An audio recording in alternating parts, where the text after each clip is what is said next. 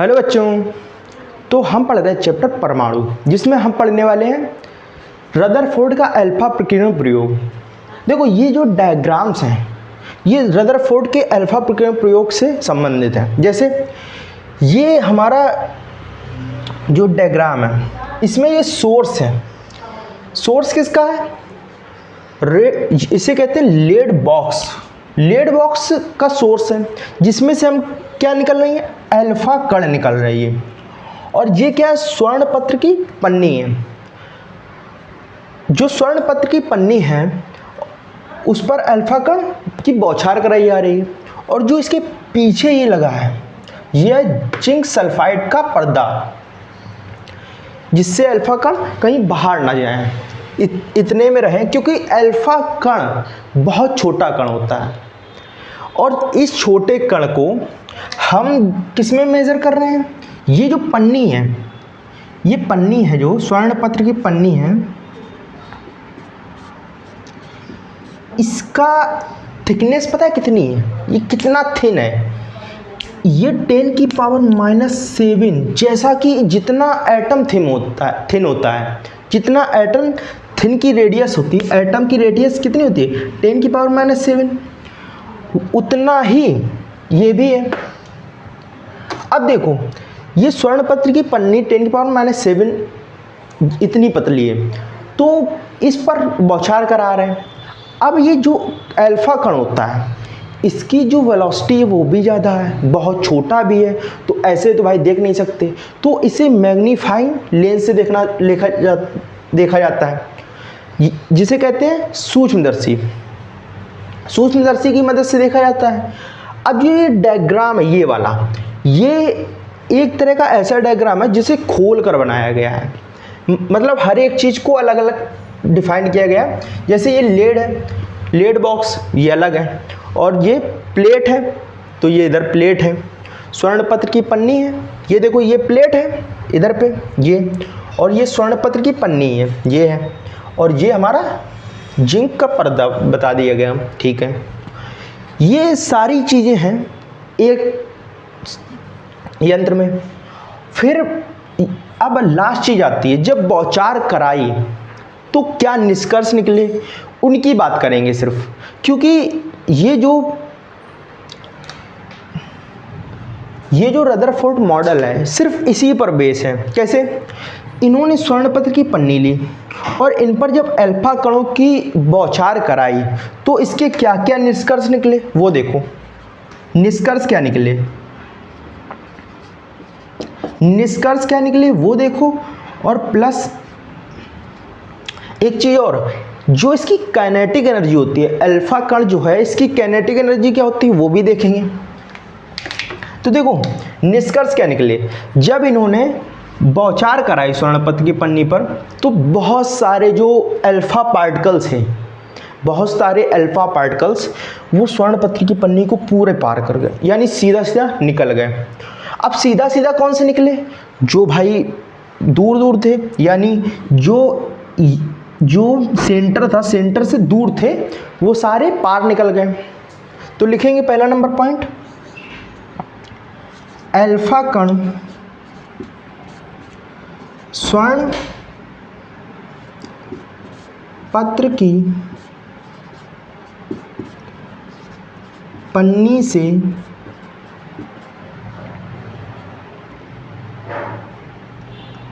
बहुत सारे अल्फा कण पार निकल गए।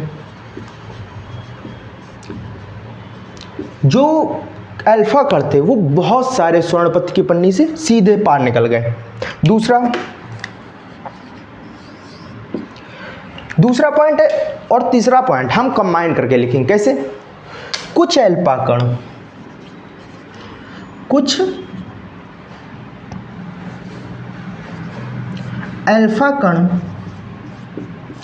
न्यून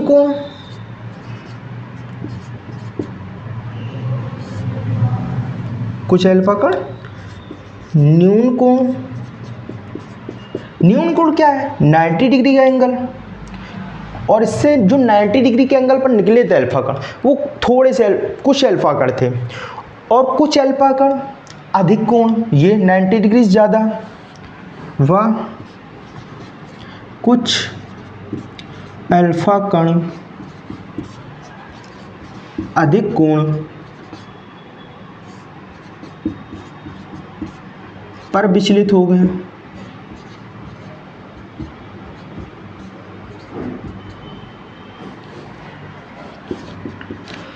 अब जब ये अल्फा कण विचलित होना चालू हुए, और विचलित होना कब चालू हुए, जब ये सेंटर के पास आ रहे थे अल्फा कण, यानी ये हमारा सेंटर है, अब सेंटर के दूर से अल्फा कण निकल रहे हैं तो सीधा निकल जा रहे हैं। अब जैसे जैसे ये पास आते जा रहे, पास आते जा रहे, पास आते जा रहे, तो ये अपना एंगल्स को चेंज कर रहे थे।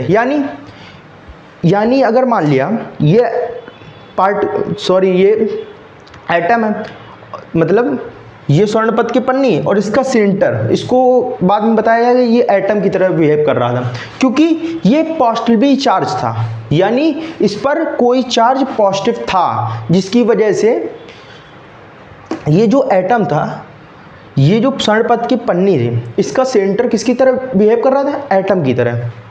तो देखो, जब ये कण निकलना चालू हुए तो इनको कुछ डाउट हुआ, बोला इन्होंने कि जो स्वर्णपथ की पन्नी है उसमें कहीं ना कहीं तो धनावेश है, यानी पॉजिटिव चार्ज है, जिसकी वजह से क्या हो रहा, अल्फा पार्टिकल्स अपने मार्ग से दूर हट रहे हैं।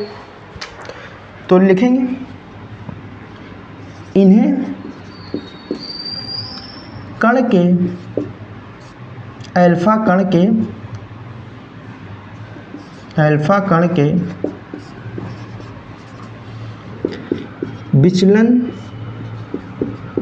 से पता चला कि स्वर्ण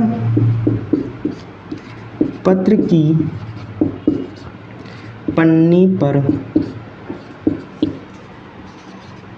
धनावेश है। अब देखो, चौथा नंबर पॉइंट था हमारा, हजारों में से एक अल्फा कण जिस मार्ग पर गया उसी मार्ग पर वापस आ गया। क्या? हजारों में से एक अल्फा कण अपने मार्ग पर वापस आ गया, यानी जहां से उसको भेजा गया था वहीं पर वापस आ गया वो, ये वाला जैसे हजारों में से एक अल्फा कण। तो इससे एक फार्मूला निकला। फार्मूला क्या निकला? ये मेट दे रहे हैं,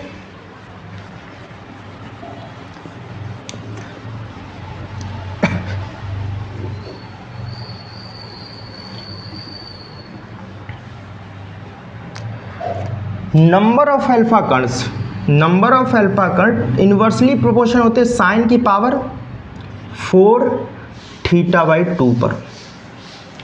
साइन की पावर 4θ/2 इसके बराबर इनवर्सली प्रोपोर्शनल होते हैं, यानी n क्या है, n अल्फा कणों, इधर लिखेंगे थीटा, जो ये थीटा एंगल्स है, ये एंगल हो रहा है, मान लिया कोई थीटा एंगल है, थीटा, यानी जो कण विचलित हो रहे हैं, n क्या है, थीटा पर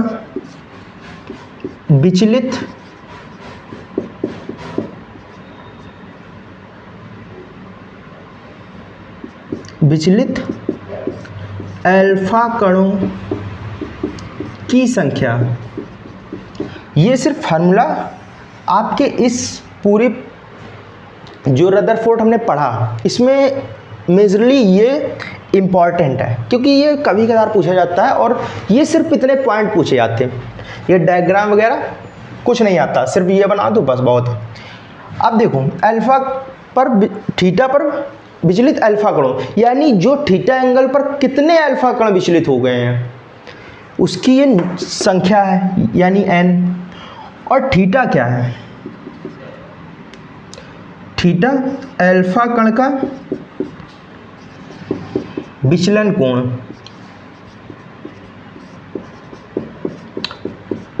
अल्फा कण का कितना विचलन कोण वो। अब देखो इसमें न्यूमेरिकल कैसे पूछे जाते हैं कि 45 डिग्री पर अल्फा कणों की 45 डिग्री पर अल्फा कणों की संख्या निकालो। जो अल्फा कण 45 डिग्री पर विचलित हो गए उनकी संख्या निकालो। और ये अल्फा कण कैसे होंगे? देखो दो इसमें होगा n, इसको n को n1 मान लो, एक n2 मान लो, बराबर होगा 1/sin की पावर 4 है, तो इसे आप मान सकते हो θ1। तो sin की पावर 4 θ2/2 अपॉन sin की पावर 4 θ1/2। ये क्यों माना भाई? क्योंकि देखो ये जो sin θ1 है ये नीचे आ जाएगा ना हमारा 1 क्या है 1/sin की पावर 4 θ/2 n का है ये, और ये n2 का। और इसमें पूछेगा कैसे क्वेश्चन, बोलेगा कि n1 के विचलन कणों की संख्या इतनी है, जबकि इसका विचलन कोण मान लिया 45 डिग्री है। ऐसे देखो n1 के अल्फा कणों की, n1 बोले या ना बोले, ऐसे अल्फा कणों की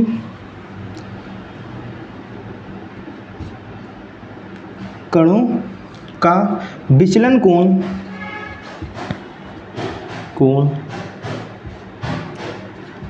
45 डिग्री है।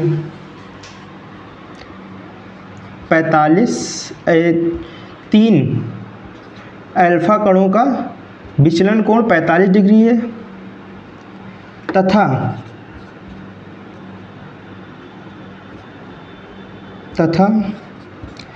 दूसरे अल्फा कणों की संख्या को बताओ जब कोण 30 डिग्री हो।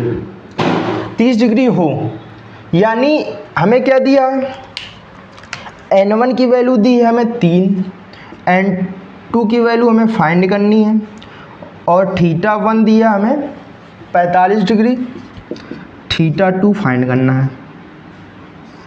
सॉरी θ2 भी दिया 30 डिग्री।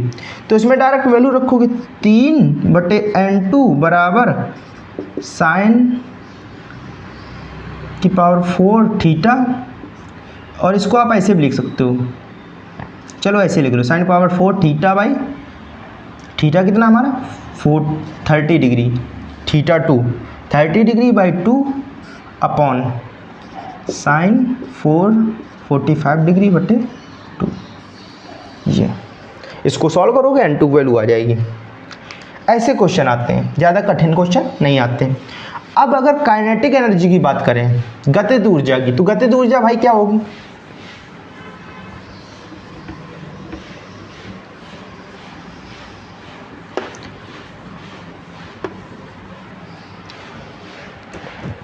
क्या गतिज ऊर्जा।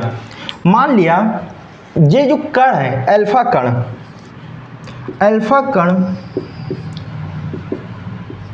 2 इलेक्ट्रॉन्स के बराबर है, प्लस का 2 इलेक्ट्रॉन्स के बराबर है, और ये जो अल्फा कण है इनकी दूरी मान ली z e है प्लस की। तो गतिज ऊर्जा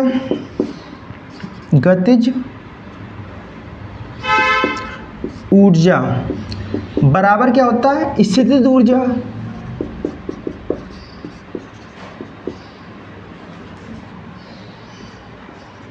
स्थितिज ऊर्जा आपने जब इलेक्ट्रिसिटी पढ़ी होगी वहां पे स्थितिज ऊर्जा क्या पढ़ी थी, U बराबर क्या पढ़ा था, 1/4 पाई एप्सिलॉन नॉट, और Q1 Q2 अपॉन R, ये पढ़ा था स्थितिज ऊर्जा। और गतिज ऊर्जा क्या होता है, K बराबर क्या लिखा है, स्थितिज ऊर्जा। स्थितिज ऊर्जा क्या लिखेंगे, 1/4 पाई एप्सिलॉन नॉट।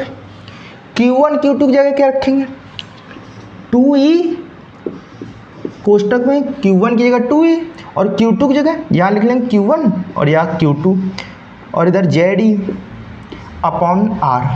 R तो हमारा रेडियस होगा। K बराबर इसकी जगह क्या रख सकते हैं, 9 × 10⁹ और इधर गुणे में 2ZE, E का स्क्वायर अपॉन R, ये K क्या हमारा, अल्फा कण की गतिज ऊर्जा। K क्या हमारा, अल्फा कण की गतिज ऊर्जा। R क्या है, जो एटम है उसकी रेडियस। E क्या है, E इलेक्ट्रॉन हो जाएगा, माइनस का 1.6 × 10⁻⁻⁹, ये हो जाएगा E। Z क्या है, Z हमारा परमाणु क्रमांक, परमाणु क्रमांक, Z हमारा परमाणु क्रमांक हो गए। और R क्या होगी, परमाणु त्रिज्या, परमाणु त्रिज्या, ये हो गया। ये हमारा क्या हो गया, रदरफोर्ड्स मॉडल। रदरफोर्ड में क्या बताया है, रदरफोर्ड ने जो स्वर्ण पत्र की पन्नी है उस पर अल्फा कण को किस प्रकार मूव हुआ, अल्फा कण किस प्रकार मूव हुआ वो बताया। अब अल्फा कण में एक मेजर फार्मूला था ये वाला, नंबर ऑफ अल्फा कण और किसमें, थीटा एंगल पर विचलित कणों की संख्या। जितने भी अल्फा कण है, जो थीटा कण पर कितने अल्फा कण विचलित हुए उसकी संख्या किसके इन्वर्सली प्रोपोर्शनल, 1/sin⁴ θ/2, इसके इन्वर्सली प्रोपोर्शन होता है। ये आपका इंपॉर्टेंट फार्मूला है और ये भी है, और बाकी जो थ्योरी बताई वो इंपॉर्टेंट है। तब तक के लिए अब मिलेंगे नेक्स्ट पार्ट में, नेक्स्ट वीडियो, तब तक के लिए बाय बाय।